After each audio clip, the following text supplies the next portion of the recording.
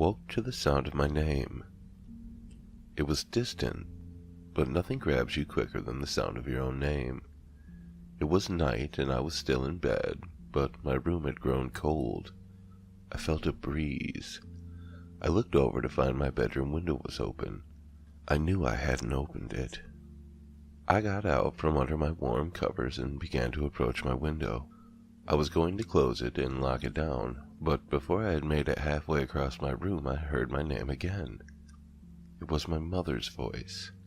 It was coming from outside. I thought that maybe she had opened it and was calling for me.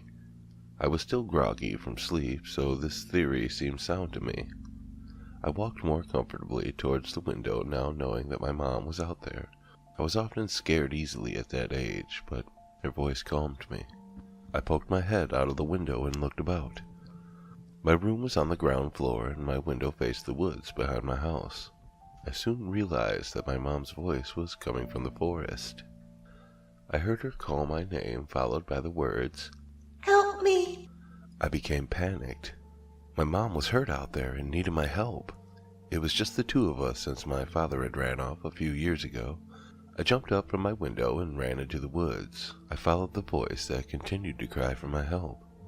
I soon found myself in a clearing filled with broken branches, and the moonlight shone down through the opening in the trees. My eyes focused on some shadows across from where I stood.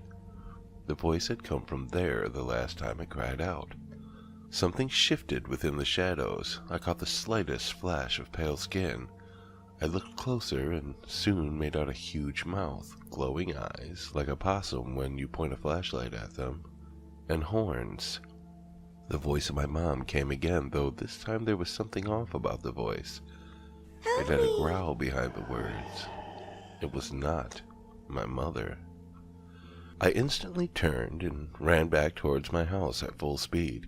I heard something right behind me. At one point, I felt a claw reach out and tear open my shirt, scratching my back, but I didn't slow down. I heard it behind me the whole way back to the edge of the woods, but as soon as I made it past the tree line, it stopped. I dashed back through my window and quickly turned and shut it. I studied the tree line looking for movement, but saw nothing. My mother startled me half to death when she came bursting into my room. I had woken her up when I slammed the window shut. I must have looked quite to sight, because she flew to me in concern once she flicked the lights on. She bandaged the wounds on my back and told me that I had probably been attacked by a wolf or a bobcat. She calmed me back down and soon had me back in bed. She turned the lights off and went back to her room.